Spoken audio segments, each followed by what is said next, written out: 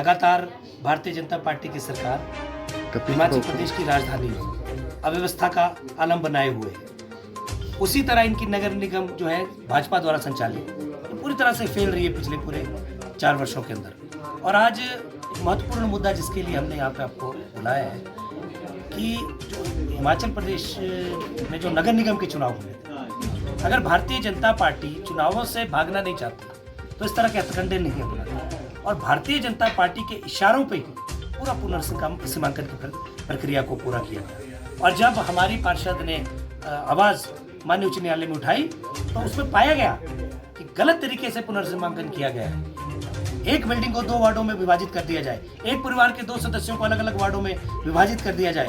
तो इस तरह की जो पुनर्सीमांकन है कोई भी अफसर अपने सही होशोवास में कैसे कर सकता है। तो हमारा आरोप है भारतीय जनता पार्टी की सरकार पे कि इस तरह की जो कार्रवाई हुई है ये बिल्कुल सरकार के प्रेशर में और भारतीय जनता पार्टी के राजनीतिक एजेंडे को आगे बढ़ाने के रूप में ली गई है, क्योंकि कोई भी शासन और प्रशासन इन चीज़ों को इस तरह से नहीं रख सकता। और आज जब उच्च न्यायालय ने आपको वापस कर दिया है मामला कि आप इस पे जो आपने जो है पूरी प्रक्रिया को फॉलो नहीं किया, उन्होंने जज को लिखा है कि आपने जो उसमें जो निर्धारित मापदंड थे उनके अधीन काम नहीं किया है, इन वार्डों का पुनर्सीमांकन की प्रक्रिया को दोबारा किया जाए। तो इससे शर्म की बात क्या हो सकती है सरकार के लिए। और उससे भी गलत बात यह है कि जिन लोगों ने ये गलत काम किया है ये कोई स्वाभाविक प्रक्रिया नहीं थी, इट वॉज ए डेलिब्रेटेड अटेम्प्ट। ये सोची समझी राजनीतिक साजिश थी। तो जो लोग जो अफसर इस साजिश में शामिल हैं और कल से वही लोग दोबारा से उस पुनर्सीमांकन की रिपोर्ट तैयार करेंगे तो हम कैसे उनसे न्याय की उम्मीद कर सकते हैं।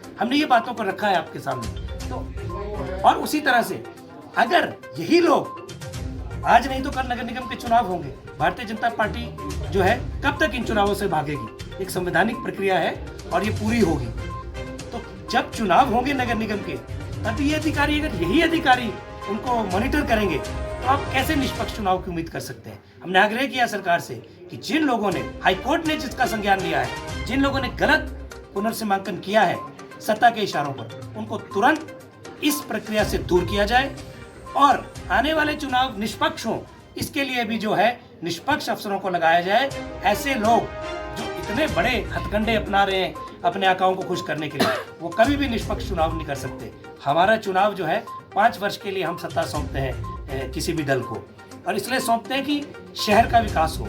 लेकिन अगर इस तरह की धांधलियां जैसे पुनर्सीमांकन में हुई है चुनाव में हो जाए तो जनादेश ही प्रभावित हो जाएगा। किस तरह से स्वस्थ परंपरा जो है जनादेश के प्रजातंत्र के अंदर पनप पाएगी।